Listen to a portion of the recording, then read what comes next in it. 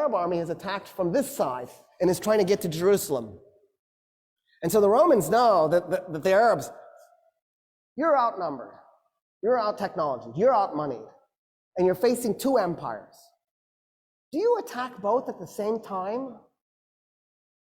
That makes no sense, but it's exactly what the Arabs did. They attacked the two oldest, most powerful empires at the same time, even though they were outnumbered by one, let alone both. And so the Romans are like, yeah, we'll work with you. So at Firaz, the combined Roman and Persian army, Persian and Roman army was 150,000 men against 15,000 Muslim Arabs. Khalid is on the east bank of the Euphrates. The Persians and the Romans are on the west bank.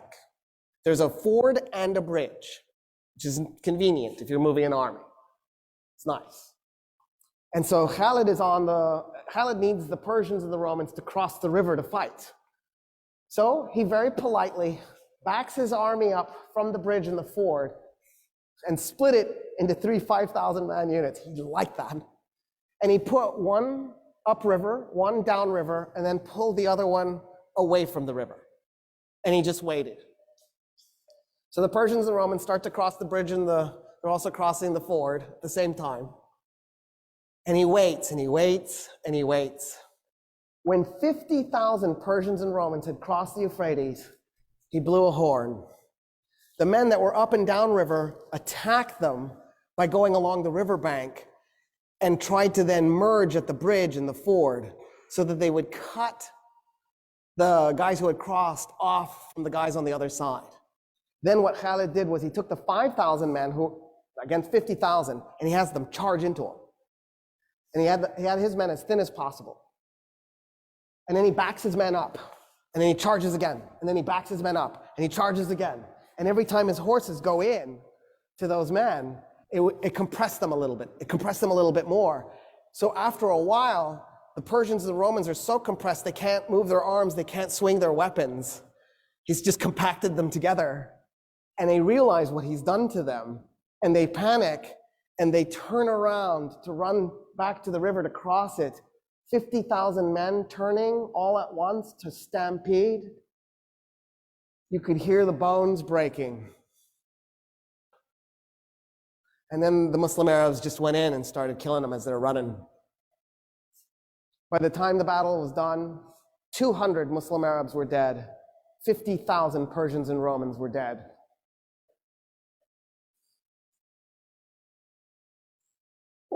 What is this? The Archbishop of Jerusalem, a man named Sophronius, by the way, a Christian Arab, a loyal Roman citizen, indicates he's willing to negotiate, but only with Umar ibn al-Khattab, the Caliph. Sophronius comes out of the gates weeks later to meet the Caliph because he sees the Caliph's army arrive. And as he's approaching, he sees a man leading a camel at the front of the army. The Arab army is being led by a man leading a camel with a man on the camel. So Sophronius, he's got a giant red hat, because he's also a cardinal, right? He's got gold tassels, actual gold, hanging from his hat. He's covered in gold jewelry. He's wearing red robes. He's covered in perfume. He's on a lectica. The lectica was the couch that the Romans would ride, and then they'd have like 4 or 8 men, depending how big it is, carrying it. And then he has 2 men, 1 on each side, fanning him.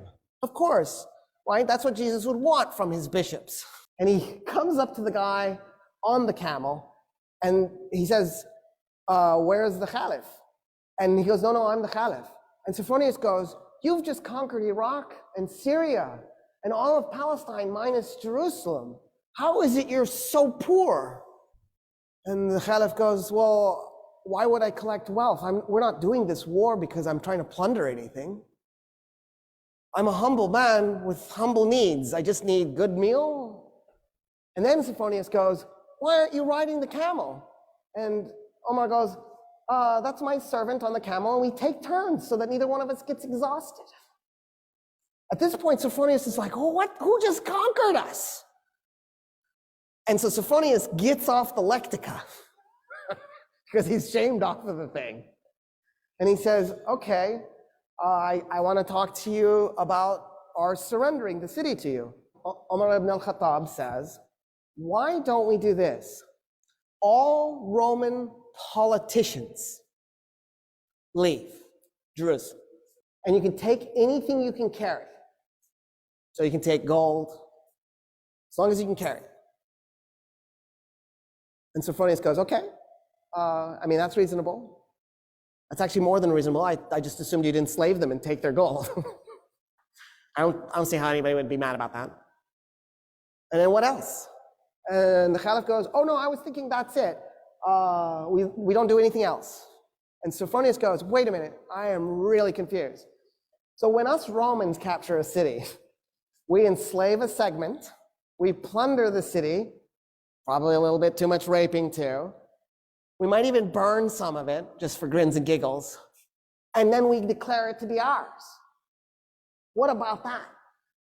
And Umar ibn al-Khattab goes, no, we're not going to do any of that. No plundering, no raping, no enslaving. We don't do that stuff.